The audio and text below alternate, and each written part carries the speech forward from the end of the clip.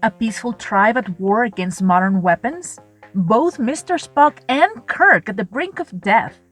Sexy witch doctors with the moral compass of a Mexican politician. The Klingons once again try to sneak in and profit from another planet.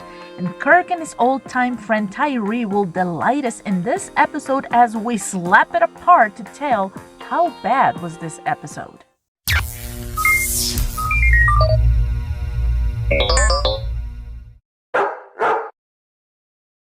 A Private Little War is a weird one. Entertaining, yes. Captivating, sort of. This episode centers in a conflict between two tribes in the planet Neural. The villagers and the Thals share Neural with the Gumatu. Gumatu. No, honestly, it says here in the original script, Gumatu. Okay, whatever, Bones. The Mugatu, a horrendous costume that was created using parts from Godzilla, the albino ape from Rampage, and this guy, on crack. Nah, they actually took this ape that appeared in Here's Lucy and glued a horn over its head. This episode was filmed at the Bell Location Ranch in California, and once again, this episode gets a 10 out of 10 in location choices. It also features Michael Whitney as Tyree and the strikingly hot, beautiful, sexy, and mysterious Nancy Kovac as Nona, the witch doctor. I told the witch doctor I was in love with you.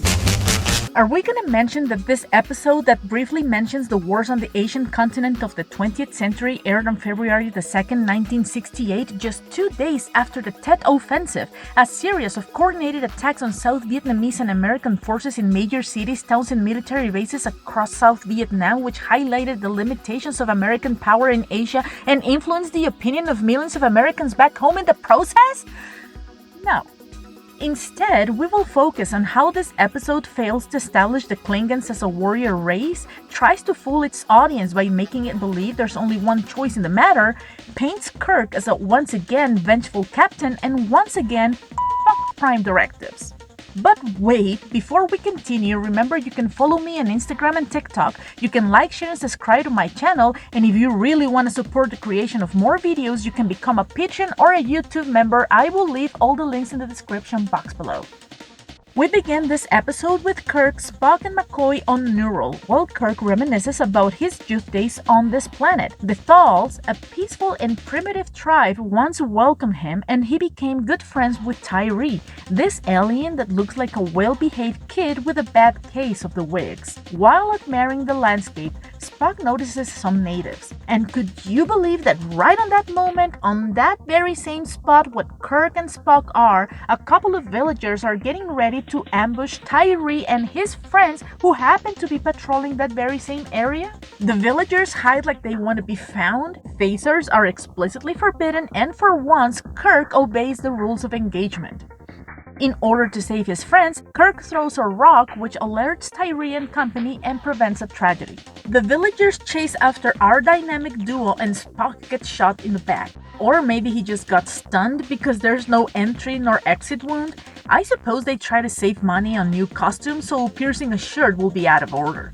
But honestly, if you didn't want to damage costumes, then you shouldn't stain them with green ink. Anyway, Spock is rushed back to the Enterprise where he will spend most of this episode in bed, but we all know Spock can die unless you're J.J. Abrams, so tragedy successfully prevented. What's odd about this is that these tribes were supposed to be primitive. I mean, bow and arrow primitive. And yet, these villagers were carrying flintlock firearms, which is not normal. As soon as they appear back in the Enterprise, Spock is left under the care of Dr. Mabenga and Nurse Chapel, who immediately... Whoa, what? These were the 60s, and this doctor is... he is... charming. Anyway, that blue shirt is ruined. Back on the bridge, Kirk looks lost without Spock. Uhura detects a Klingon ship near Neural, but they are safe for the moment. Now it's time to find answers about those weapons, and since we're missing a Spock, it looks like this is the time for everyone else to shine. A flintlock would be the first firearm the inhabitants would normally develop. Do you have pointy ears, Scotty? And sir, the fact Earth took 12 centuries doesn't mean they had to. Do you have green blood checkup? We've seen development at different rates on different planets. Uhura, honey, is your heart where your liver should be? No? Nobody? Then shut the f up. Style I did handling not skills. invite a debate. Even though Spock's wounded, Kirk decides to investigate why on Neural would the villagers hold fire weapons. His unkillable, super strong, super intelligent, and super logical element is down, and he's going to a planet where key-to-kill thugs are holding very deadly weapons. And who does he choose to go with him? Scotty, a true Scot who can definitely hold them up with a few cases of failure? Uhura, who has demonstrated she's a real badass? Chekhov, who is... never mind, he's useless. A red shirt just in case shit gets serious. No, he brings McCoy. Out of all people. Let's hope they get assaulted by a group of pregnant women. They get disguises and go back to Neural where they are greeted by a Gumaru. Shut up, Bones. This Jedi Lizard hybrid attacks Kirk and bites him with his venom. McCoy throws a rock and then... Holy shit, Bones, I take it all back. Now, Kirk is on the brink of death, and these three appear out of nowhere. There's this guy that looks like my Uncle Jorge cosplaying with one of my wigs, this guy in the back that definitely did not want to be part of the show, and a very young Boris Johnson. McCoy begs for help to the first guy who does nothing. Kirk's fucking dying there, and he just stares. Yup, that's definitely my Tío Jorge. Minus a beer. They bring Kirk to the settlement and we properly get to meet Tyree and his wife as they stalk a couple of villagers. Nona wants those firearms so the Hill people can defeat the villagers, but Tyree still hopes for peace. Turns out Nona, as a witch doctor, has kept Tyree in love using herbs, and Tyree actually married her because by marrying a witch doctor, he can become a true leader. True love? Sure. My Tío Jorge cockblocks these two to bring the news. Tyree's too high to even pay attention, so Nona walks ahead. Even though phasers are forbidden, McCoy uses his to heat up the rocks and keep Kirk warm, but while he's doing so, Nona walks in and sees him using his phaser and leaves. I mean, Kirk is dying there, but nah, fox don't grow on trees, so she can't give none. Tyree arrives, but now Nona demands more of him in order to save Kirk. Back on the Enterprise, we learn that Spock has been using some sort of auto-hypnosis to focus his mind on healing, so he's somewhat conscious. Tyree and Nona see Kirk, and Nona proceeds to save him. She flaunts this rubber turd. I mean, look at that.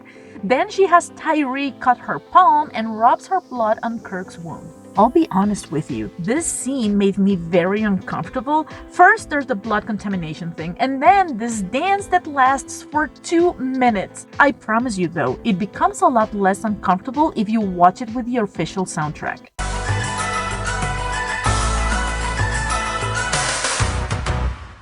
And of course, this scene would not be complete without Mr. Shatner's hairless chest. Kirk is miraculously safe and oh my god, his wound and her wound disappeared. Turns out that this plant that looks like heart and shite absorbed everything, and now Kirk and Nona's souls are together, whatever it means. Oh, and... He is mine now. Oh, get over yourself, honey. He belongs to Spock. The following morning, Kirk and Tyree get a chance to catch up. Tyree introduces Kirk to Nona, and then the three men walk away to discuss the new weapons issue. Tyree orders Nona to stay put while they are gone, and meanwhile, Spock is still unconscious, but Dr. Mabenga tells Nurse Chapel that once he gains consciousness, she must do whatever Spock's order her to do. Big league strolling there, Mabenga. Tyree informs Kirk and McCoy that he knows where the new weapons are being manufactured, and even though Kirk and McCoy suspect the Klingons are involved, Tyree tells them that he hasn't seen any strangers among the villagers. Nona walks in the middle of the meeting and she reveals that Tyree has shared all the secrets that Kirk once asked him to keep a long time ago with her. What else does she know about us? She demands to know more about the phasers as she considers them to be necessary to defeat the villagers. Since no one supports her, now she despises her husband and his friends. I found this part of the episode particularly intriguing. On one side, Kirk and McCoy are hesitant to interfere with the natural evolution of the inhabitants. Tyree seeks to maintain peace and avoid conflict, while Nona realizes that the Thalls stand no chance against the new weapons the villagers possess. She believes it's necessary to take decisive action to secure their survival. Tyree, Kirk, and McCoy go on this stealth mission. Kirk and McCoy sneak in the villagers' forge all hush-hush until McCoy's tricorder decides this is my time to sing. I mean, you'd think in a galaxy where people are beaming around like it's no big deal, they've figured out some sort of silent mode by now, but nope. So they're discovered, and the Klingon, who's supposed to be a warrior, decides to put a stunt double to take his place and have him eat his own teeth. Then, two fierce villagers hold him at gunpoint? Sounds serious, right? High stakes? Wrong. Kirk pushes a villager, and McCoy knocks these metal rods, causing the other villager die of a heart attack, I suppose. Klingon supplied them with guns, but apparently forgot the part about showing them how to use them. Then our heroes just jog out like they're late for their yoga class. Bravo, Starfleet. Bravo. Now, Spock is trying to wake up and asks Nurse Chapel to slap him back to consciousness. No medication, no salts, just a good round of bitch slapping will do. Harder! What? Scotty walks in the middle of this and obviously he stops her. I mean, she's beating the sweet logic out of Spock, and then Dr. Mabenga walks in and finishes the slapping therapy. Spock goes from wake me up to why does my face hurt like I didn't take his wife's name out of my fucking mouth. After Spock finally wakes up, we can see Nurse Chapel is a bit angry and flustered. And I mean, poor Christine, she can't catch a break with Spock. Maybe if she could, if you catch my drift. Back on Neural, Kirk is leading a training session for the Thals, teaching them how to use weapons. This moment is critical as he attempts to empower them against the Klingon interference threatening their way of life. McCoy, however, is visibly frustrated, arguing against this course of action. The argument highlights the moral dilemma surrounding intervention versus non-interference. While Kirk has flipped the finger to prime directives in the past, this episode emphasizes the ramifications of such violations.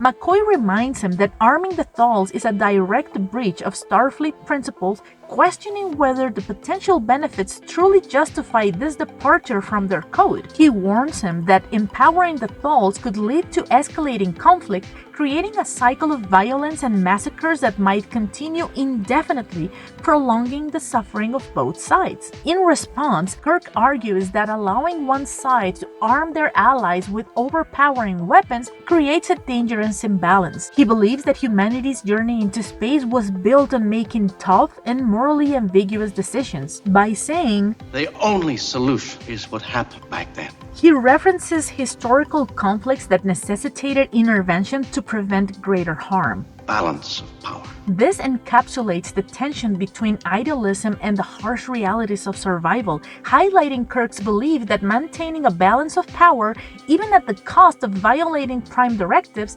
is essential for the Thal survival. As the tension escalates, McCoy reminds Kirk that Tyree, being a pacifist, will likely be the first casualty in the inevitable conflict. McCoy's concern underscores the moral weight of arming the Thals. It isn't just about strategy, it's about lives at stake, especially Tyree's, who believes in non-violence. Kirk shifts his focus to Nona, realizing that her strong influence over him is a critical factor.